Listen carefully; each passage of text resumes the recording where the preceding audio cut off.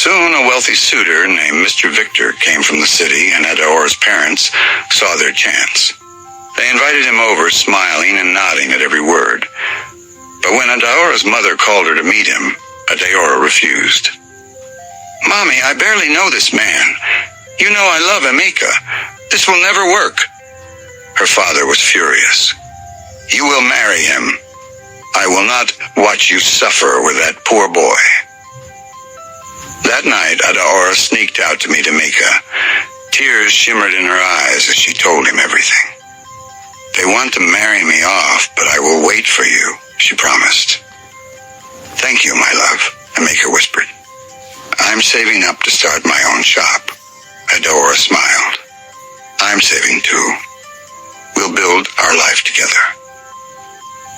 But Kingsley wasn't done pestering him. One humid evening, the moonlight spilling through the dusty window of Emeka's small room, Kingsley leaned forward, his voice low and urgent. "Emeka, you dey hear me so? This girl fit marry another man before your money come. Love no day wait forever. Let's just go to the native doctor, please." Emeka sighed heavily. He had resisted for weeks, but Kingsley's words gnawed at him. He pictured Adaora in another man's arms, dressed in the fine lace her parents would buy for her wedding, a wedding he wouldn't attend. The thought twisted in his chest like a knife. "Fine," he muttered at last. "I go follow you." But only to hear what the man go talk. Kingsley grinned wide, showing the gap in his teeth. "You no go regret, my guy." The shrine sat deep in the bush, hidden behind tall raffia palms. The night air was thick with the smell of burning herbs. The native doctor, an old man with chalk marks on his face, sat cross-legged before a fire, his eyes reflecting the flames. Without greeting, Kingsley blurted, "Baba, my friend won't get money. Fast, fast." The old man nodded slowly, then began a deep chant, his voice rumbling like distant thunder. He shook a gourd, rattled cowrie shells, and stared at Emeka with piercing eyes. "The spirits have spoken," he finally said, his tone heavy. "We need a human sacrifice." Emeka's stomach tightened. "Human sacrifice?" The native doctor's lips curved into a grim smile. "Yes, and the person must be your best friend." The words hung in the air like smoke. Kingsley froze.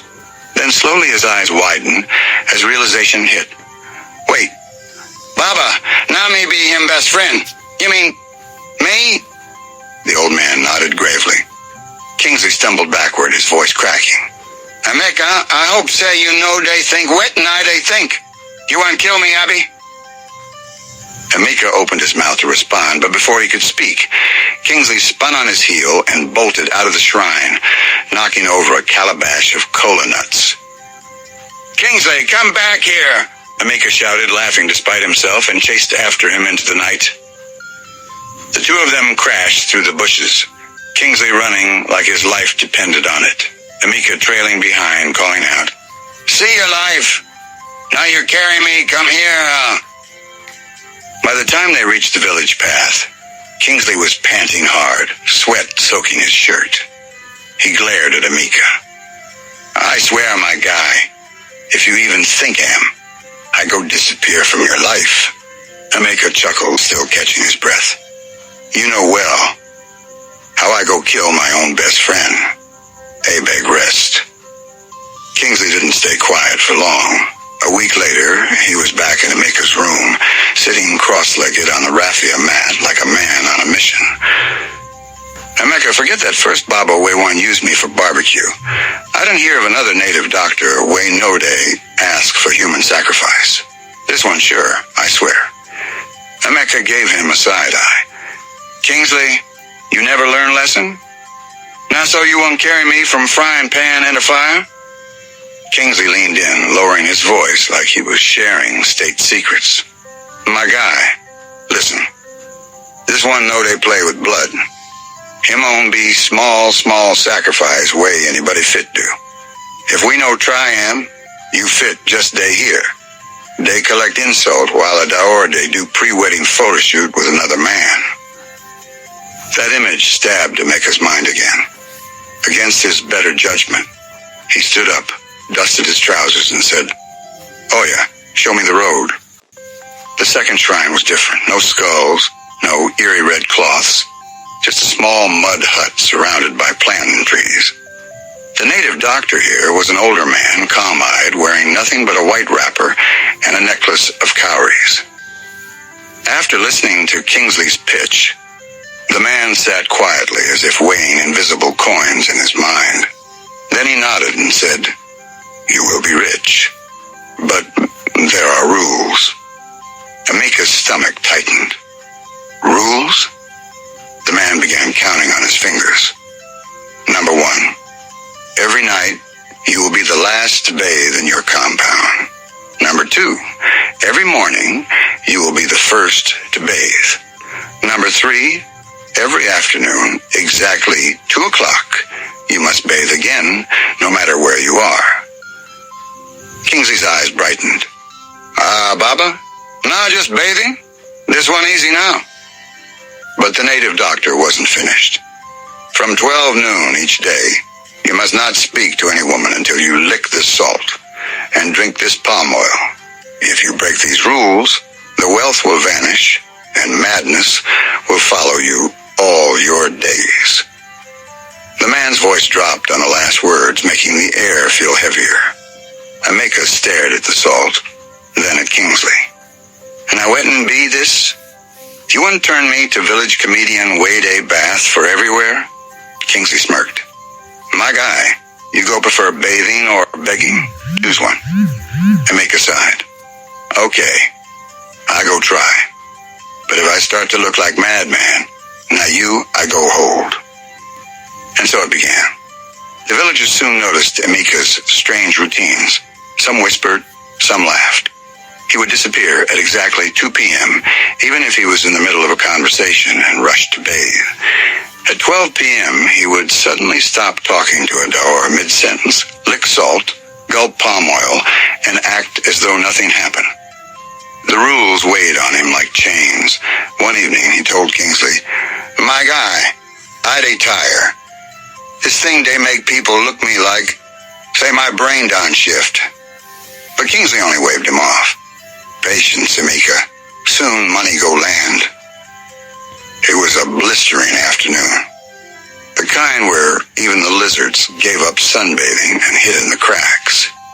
Emeka had just finished his 2 o'clock bath and was sitting outside his hut dripping, wearing only a wrapper and an expression that screamed, "I regret my life choices." The miracle came on a night so still that even the crickets seemed to be holding their breath. The moon was pale, spilling silver over the dusty road that led past Emeka's hut. He had just finished his evening salt ritual and was stretching out on his bamboo bed when he heard frantic footsteps, fast, heavy, desperate. Before he could rise, a man burst through his doorway, panting hard, sweat streaming down his face.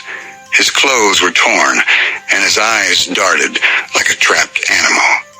"Please, hide me," the stranger gasped. "They're coming." Without thinking, Emeka pulled him inside and shoved him behind a stack of yam sacks.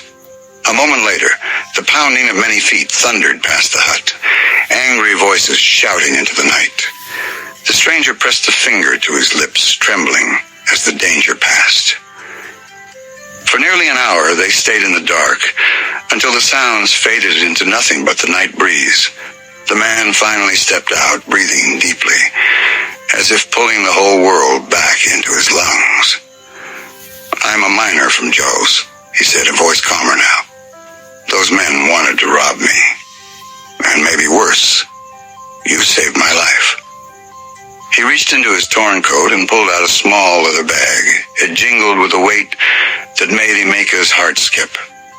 "Take this," the miner said, placing it in Emeka's palm. It was heavier than it looked. Emeka untied the string, and even in the dim moonlight, he could see the shimmer gold dust, rich and pure. His throat tightened. I can't take this." "You can.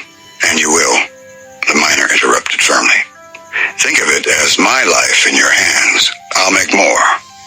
But this is my thank you. The next morning, Emeka took that gold to a trusted trader, exchanged it for cash, and for the first time in years felt the weight of possibility in his hands.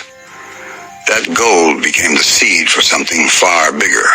Emeka started small, buying cement, nails, and planks to sell at the roadside. Customers came. Word spread. The business grew into a full-scale building material shop.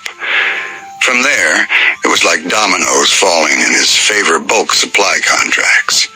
Deals with government builders, profit rolling in faster than he could count.